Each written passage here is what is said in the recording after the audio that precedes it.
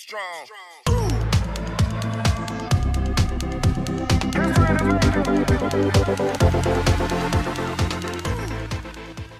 Hi, everyone. Welcome to Funny Minds. I'm your host, Lynn B., and I'm here with my silly, crazy, insane co-host. Edward Biss, how are you? And his doggy, too. And today we have on a very interesting man. Well, I think he's interesting. I think you will, too. He does hypnotic, comedic shows. He's also a comedic magician, too. And his name is Alan Sands. So if we disappear, I'm going to tell you right now, look in his trunks because our bodies will be in the trunks. They're always in the trunks. Hi, Alan. Welcome to the show. Good morning. Thank you for inviting me. Oh, you're quite welcome. Where are you? I know you originally were born in New York. Where are you coming from now? Where are you at? I've been living in the San Francisco Bay Area as my mailing address for the last, I don't know, half of my life. So you're free from the fires right now, unfortunately. Yes, I am definitely 400 miles north of that. Yeah, so no burning rubble around by you. Unfortunate. So tell us about, your father, your grandfather, they were magicians, and you went to classes for hypnosis and stuff. So what made you go in that direction? Because it doesn't seem like your father and your grandfather did that, right? No, my father did hypnosis also. Oh, he did. Okay. So I was exposed to it a lot when I was a teenager. And then I was on the fair circuit doing county fairs, doing my comedy magic show. And I was working on a stage with a hypnotist. And hypnosis was more popular. So I always said that I like being an entertainer. So it was a medium I decided to learn and expose myself to. For the last 27, 28 years, I've done predominantly hypnosis now. I still do magic, but mostly hypnosis shows. All right. Sorry, everybody. We had a momentary blip in the electrical system here in New Jersey. I'm blaming it on California.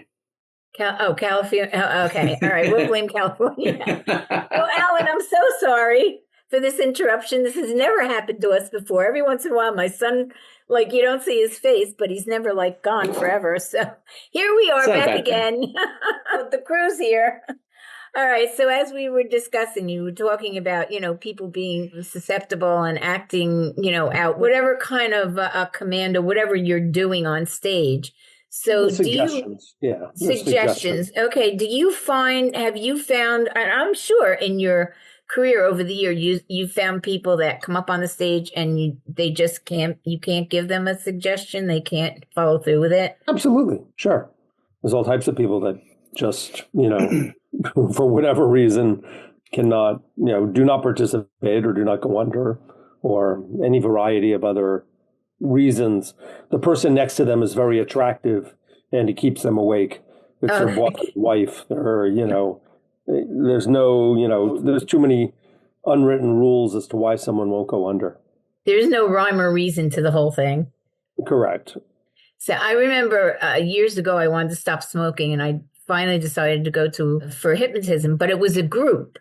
So, but of course I went in there with a very negative thought in my mind, my mind is really so strong. I'm not going to allow anybody to really, do this. That was my thought pattern going in. So naturally they're going through the whole thing and people, or they're putting their heads down. And so I said, all right, I'm going to put my head down too. So I really pretended to go along with the whole thing, but not one instant in the whole session did I ever feel, like anybody could ever really control my mind that I was going to think in any other fashion than what I wanted to do, So I guess some people have very strong minds that just protect those. It's just that they choose. Yeah. Choice. It's like some people never fall in love. I don't know how to give you there's some people that don't like it's almost like premeditated. Like they already made up their mind. No. Yeah. So it's like trying to chisel through cement. Yeah. There can be any variety of reasons. Some people have phobias of airplanes. And, their phobia kicks in when you even suggest, the idea that they're going on an airplane. Other people, nameophobia, Yeah, there's so many of them, for right, God's sakes. exactly. Really. Yeah. So in your act, like aside from the hypnotic portion of what you do, the comedy, what type of comedic things do you do in your act? I run them through a series of proven routines that, and I use a lot of standards, hot, cold, funny, sad. And then, I like to tell stories. Some people do their show where it's like a suggestion, a new suggestion, a new suggestion. I tend to run my suggestions together through a series of events that bring them from point A to point B. Okay. So in other words, I'll bring them, I'll tell them that they're at the movie theater and they're watching a funny movie. And now the movie's a sad movie. And now it's a horror movie. And now they're watching a 3D experience where they're bungee jumping and riding a roller coaster. So I'll bring them through a series of movies rather than just telling them, oh, they're watching a funny movie and now sleep. And now you're really, really hot and now sleep. And, there's a lot of people that just have not developed their show into a thread of routines. I like to call it, one act plays. It's basically a flow. Like you have a flow Correct. that works. But it takes obviously a good deal of time to get to that point. Like you said, anything, Yes. 5-6 years. Yeah. I mean, you really have to step in it, take your lumps, learn. And you don't hurdle, stop learning, actually, adapt. just like with a musician. Never, You ever. don't stop learning. Ever. Or a comedian Ever. never stops trying new material or using a line that a heckler throws out, suddenly it becomes part of the show. It's all invention.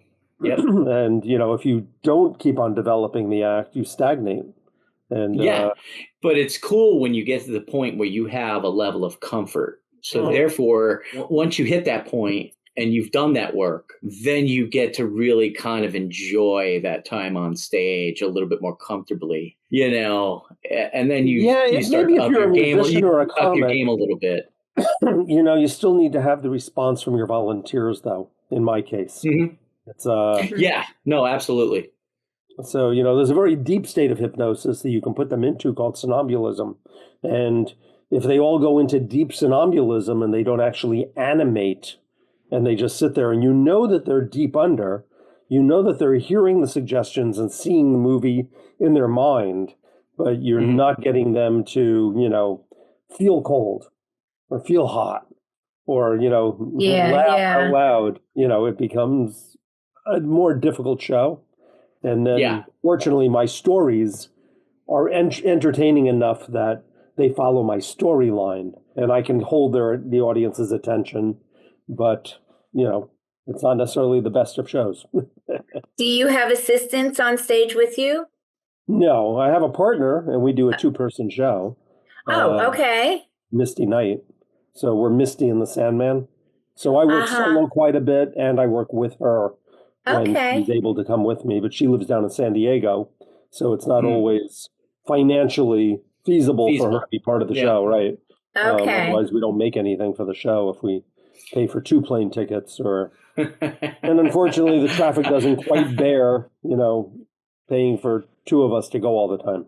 Okay. Yeah. And you've done shows all over the world. You're national and international, so you've been all over doing shows, which is very interesting. How do you find that the people like in Europe or Asia, you've been to Asia, I imagine? Mm-hmm. Yeah, I've been to Malaysia and I've been to China. How do you feel they react as opposed to the people in America who are more like probably into this type of... It's a difficult question for me to answer because number one, they have to speak and dream in English for me to talk to them in English and bring them where I want to bring them. So, for instance, in the UAE, they had a limited vocabulary of English. So I would say, oh, you got to go to the bathroom really, really bad. And they go, bathroom? The restroom. You have to go to the restroom. Restroom? You have to go to the toilet. Oh, the toilet. Okay. You had to find what word was working for them. Or in England. So here in the U.S., I used to have the loo. What's that? The loo. The loo, right? Yeah, it would be the same thing. But here in the U.S., I used to have a routine where I said the devil came, and he took your spirit. And then I started working in a lot of very religious areas of the country, and I was freaking people out because they believed in the devil. So I changed it to the boogeyman. And I would say the boogeyman came and took your spirit. And that worked great here in the US, except for in England, the boogeyman is worse than the devil because your spirit always threatened you that the boogeyman was going to come and take you away. And therefore, I would have abnormal reactions where people would start crying. Yeah. The boogeyman was coming, and it was and it caused a flashback from their childhood. So you have to learn the vocabulary where you're performing to work with that audience and not create abnormal reactions, which are bad, but also be able to make them understand what you're trying to say to them. So what you're saying is you've caused people to have PTSD. Yeah. I mean, it's just let's be. I'm the devil incarnate. You are. You're the boogeyman. You've caused a lot of therapy. Yes. That's funny. But it is funny and it is true. I mean, wherever you go, everything is a little bit different, and you got to right. I was in South Africa. Yourself. I told a woman to move her fanny. Are you familiar? A woman's genitals are their fanny in British society. So, oh yeah. So, you're lucky that and then you come back in the face, and you're like, "What did I say?" Right.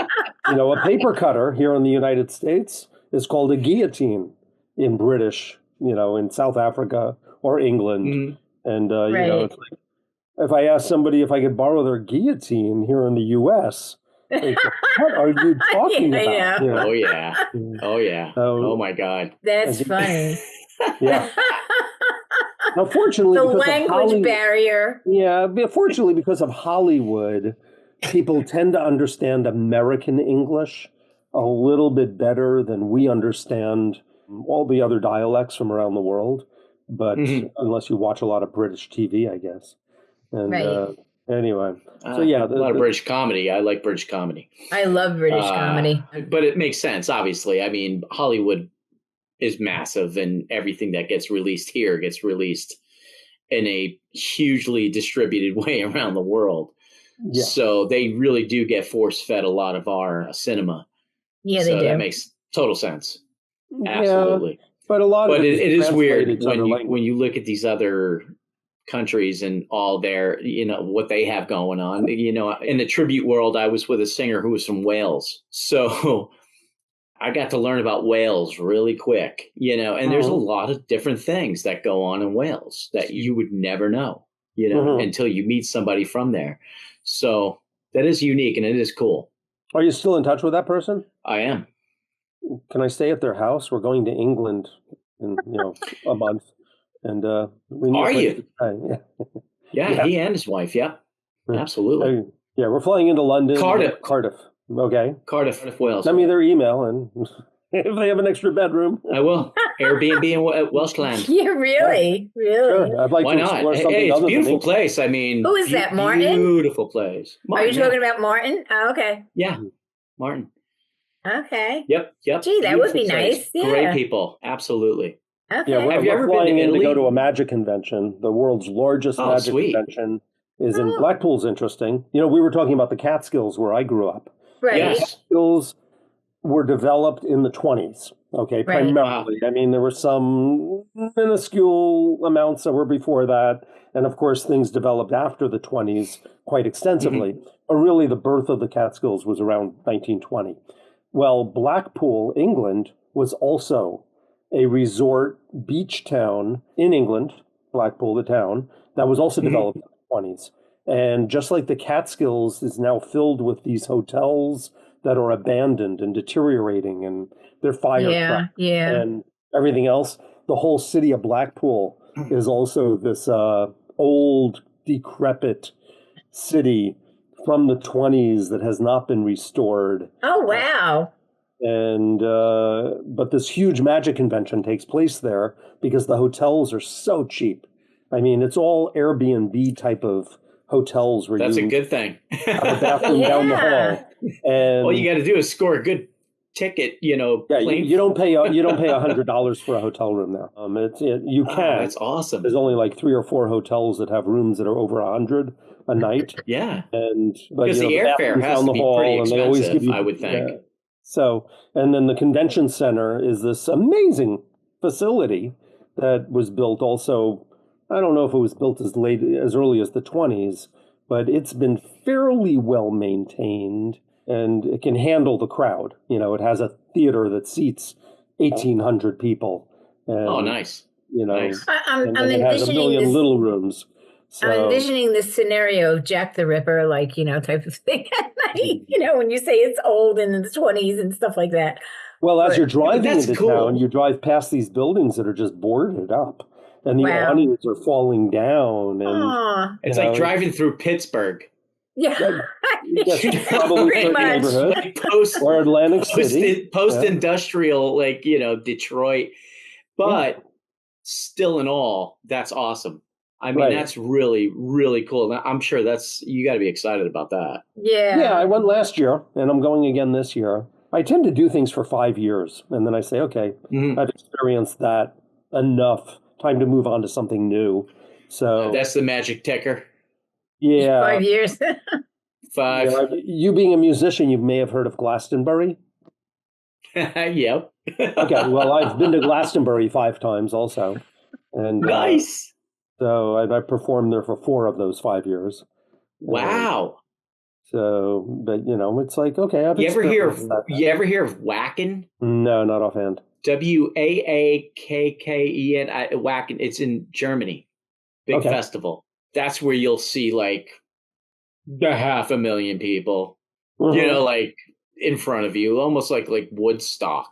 Right. Yeah. But Europe does things differently. Glastonbury has a stay. They sell 280,000 tickets. Oh yeah. So that's a big venue. Yeah. Yeah. It's a very big venue. It's the biggest sound system I've ever seen. Things are definitely different there.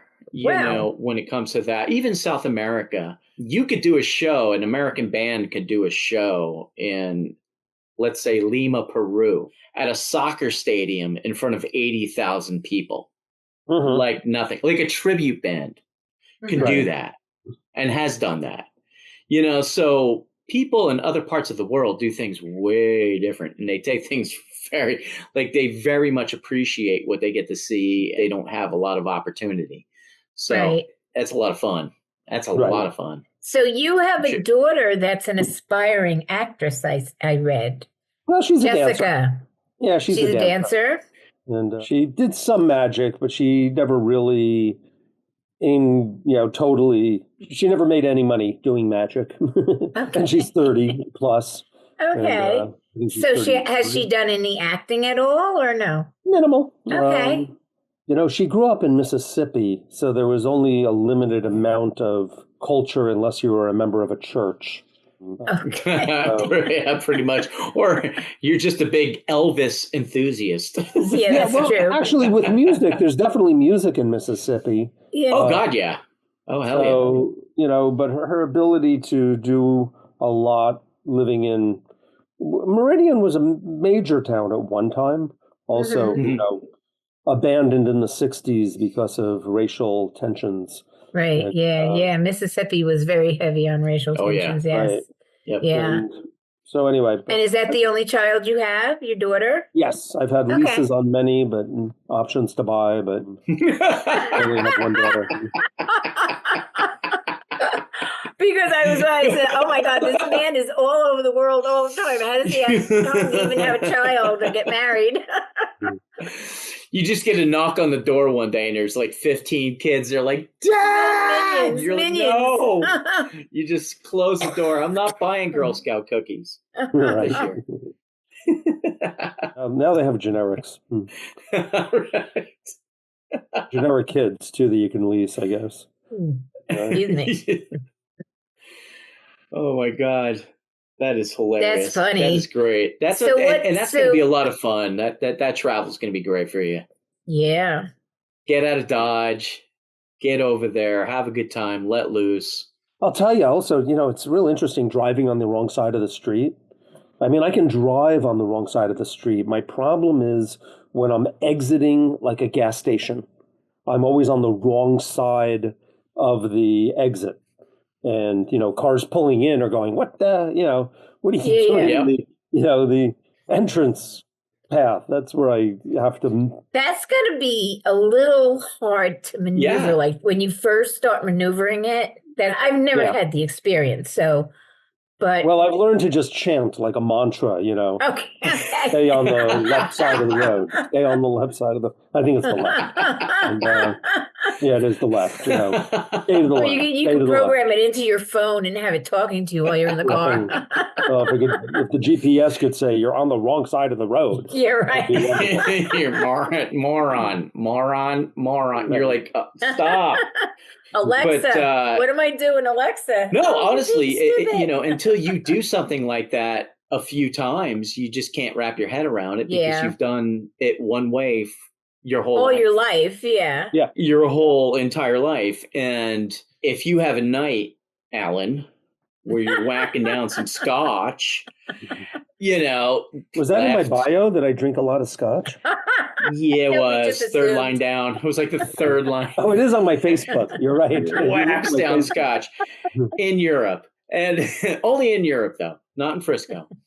And you just but it is all seriousness, that is definitely unique, but still has to be an amazing time. Has to be maneuvered, very wisely maneuvered. But an excellent time, or just get pay for some handlers to just drive you around. You're really.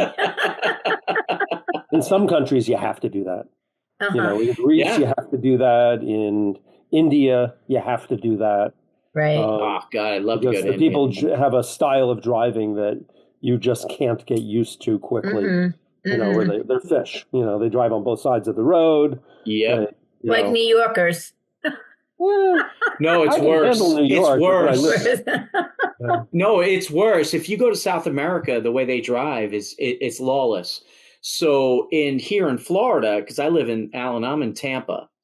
Okay. But if I do shows down in South Florida, like by Fort Lauderdale, Miami, once you cross Alligator Alley and you start heading into that South Florida area, there's a big population of people from South America. It's been that way for a long time, but they drive like they're still in South America. So when you get down to Miami, just dress like a hockey goalie while you're driving. Like it's just, they do the most ungodly things and you can't even believe it because people drive like morons normally. Well, remember they just also take it to like an umpteenth level. Yeah. Remember Nixon brought us into China. Okay. Right. So 1974 or 72, when China and the U.S. began to do a lot of business together. And people came here from China, but people didn't own cars in China. So they didn't know how to drive at all. And the influx of Chinese that did not know how to drive when they came to the U.S.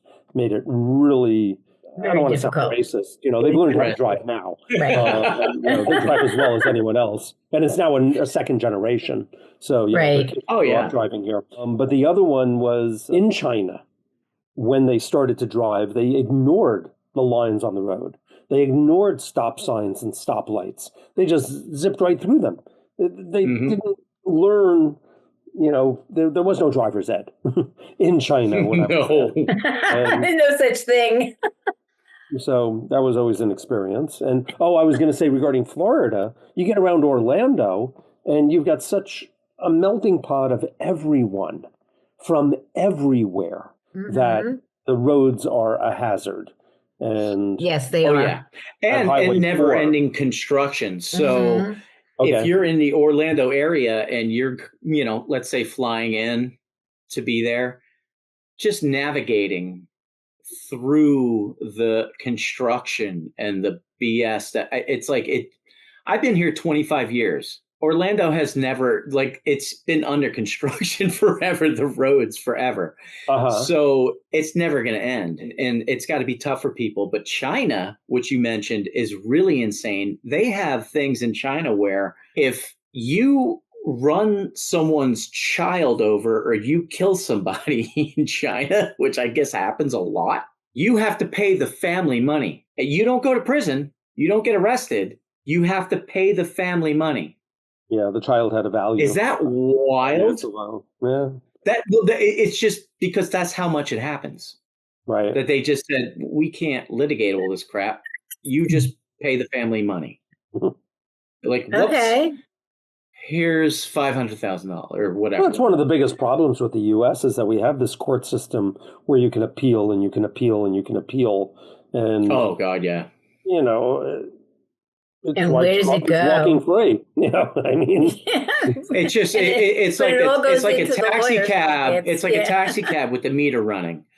You know, it's just the financial. Yeah, the lawyers know how to keep it going. Oh, exactly. Mm-hmm. Yeah. Which brings us back to hypnotherapists. Sure. And when you go to your hypnotherapist and they tell you there's going to be 12 sessions involved, they could do it in one, but it still costs the same amount as 12. So, do you find that people come to you like because you are into hypnosis and stuff? That your friends or people that you know have come to you and ask you to make suggestions or help them through something through hypnosis?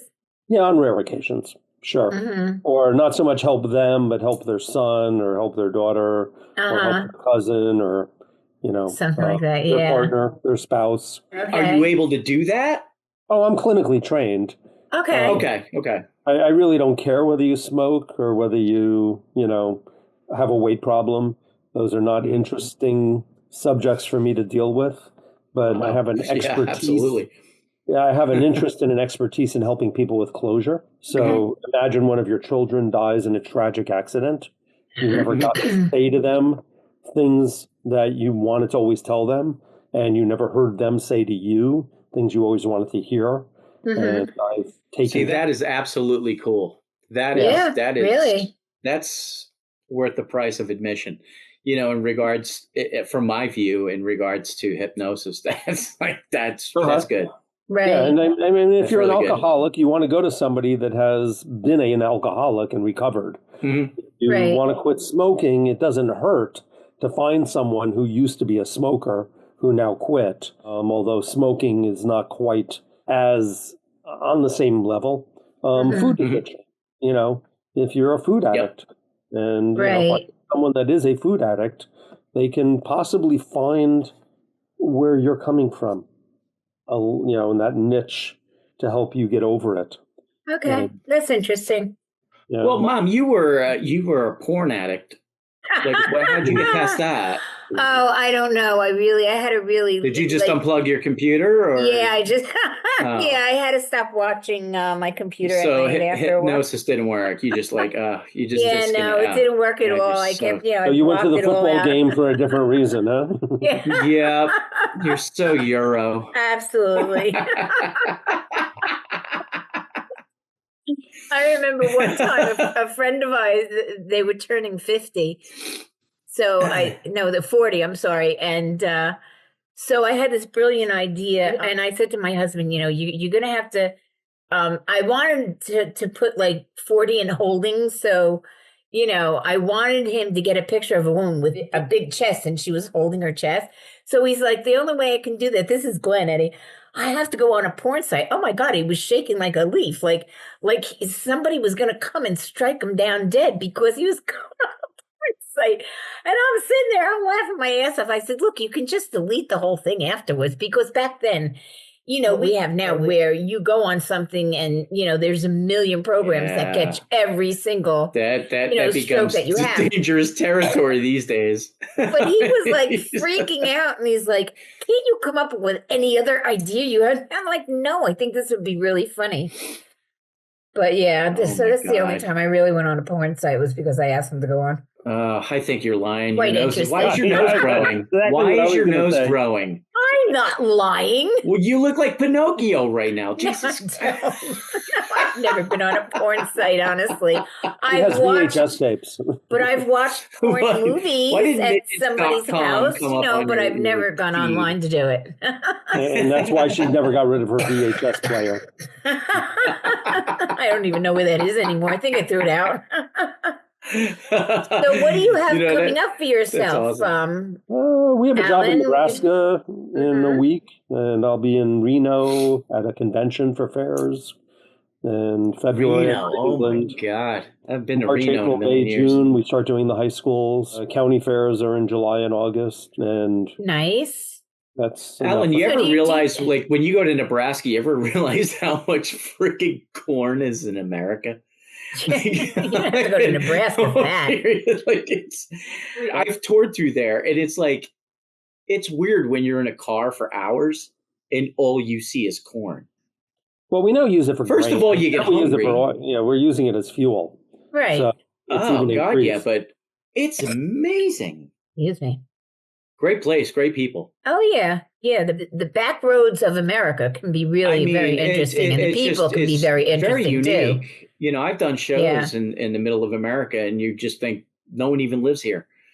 And all of a sudden, showtime, 3,000 people come out, and you're like, where the hell these people come out? The corn stalks? Where they, you know, but Nebraska's a great place. So you got a pretty... Yeah, the exception is Wyoming, of course, because you'll go there and say, there literally is nobody. There's no one here. And then you go to do your show and nobody shows up. It's because Oh my God, really?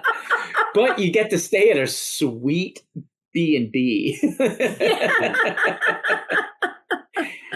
So a nice elk steak. Let's tell everybody where they can find you, Alan. You mean my website? Yes, website, whatever.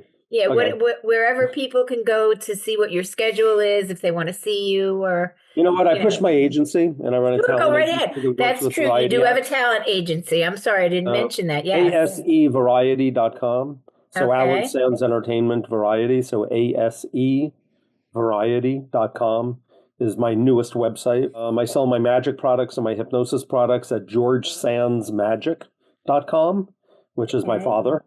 All the magic products I sell were his, my inheritance. Right. And oh, that's awesome. So hypnosis and magic products can be found at GeorgeSandsMagic.com. My old website, which has got a lot of broken things, but it's still up and running, is AlanSands.com. And you know, on all of them, you can find my 800 number and my direct cell phone number and my mailing address and a schedule of your shows. No, that I pretty much keep private because most of my shows are private. I don't do a lot of public appearances. The only public appearances I do are county fairs. Right. So, I have one fair in Oregon and one fair in Montana at this moment. And if they really want to know, they can email me. Okay. My email is my name, Alan at AlanSands.com. And you ever think about coming to do some shows here in Tampa, Florida? Well, we have family that's in Sarasota. So yeah, I mean, great area. I mean, I would think there would be a seriously good reception for something like that down here, whether it be Sarasota, Tampa, the Villages, Ocala. Just like in the music industry, there's so many places, so many options that you can't market them all. Yeah, true. But if you have someone down here that you know, at least you got someone you can come visit, do a show. I know you now. Do you want to market me, please? I can. I know everybody down here. I know nobody in Montana. They all deny they know you, by the way. And he will give you the information. He will send you the information after he talks to his friend. Absolutely. I Wales. do obviously have a lot of contacts down here. So if you want, you're serious about performing down here, absolutely. Sure. If you know performance because Sarasota is absolutely beautiful. Yeah. Really a beautiful place. We were just there over Christmas. Oh, nice. Very nice. That's good. All right, you actually went back. Like, oh my God.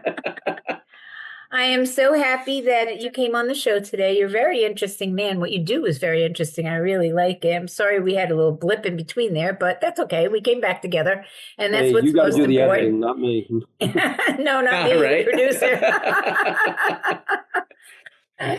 But no, it was fun. It's very interesting. I love to meet people that have very interesting careers and the things that they do. And the minute I saw you online in LinkedIn, I was like, this man is very interesting. I have to get in touch with him. I have to see. And you were very receptive very quickly, which was wonderful. So I'm very happy that you were on. And I'm sure our fans will be very happy to hear you and look you up. Or, maybe they want to have private parties too, and you never know. You never know, Alan. Hell yes. Yes, Hello. absolutely. All over the map. So, hey, listen, like the corporate gigs are the best gigs. Oh, yeah. Oh, absolutely, yes. And people love a good laugh in a corporation. They need it. Hell. That's for damn sure. Oh, there's one more place to look for. I look at it this way. Vimeo. They have the budget. Yeah, they do have the budget. Yeah, Vimeo.com/Alan Sands also is my Vimeo channel. So okay. I load thousands of shows on there versus putting them on YouTube. I mean, I have a YouTube presence also, but I really bombard Vimeo. So. Okay, good. Excellent. Well, I thank you all for taking the time to be with us today on Funny Minds, all our friends and family and our fans. And we are funnyminds.com. And if you go on our website, you will see a lot of things on there. And we do have merch. And we have a lot of other things coming out soon. And we also have 2 organizations that we're very fond of. And if you go on the site, you will see them. And it's St. Jude's Children's Hospital and breast cancer. So there's a big purple button. If you'd like to donate, that would be wonderful. And also we're pushing YouTube. So everybody subscribe, go to YouTube, make us happy. Let's push it, push it, push it. Always pushing something. But again, I thank you, Alan. You're really a very interesting man, and good luck to you at your magic show and everything that you're doing. And Eddie will be in touch with you and give you information and for Wales. And I wish you the best. Well, thank you. Yeah.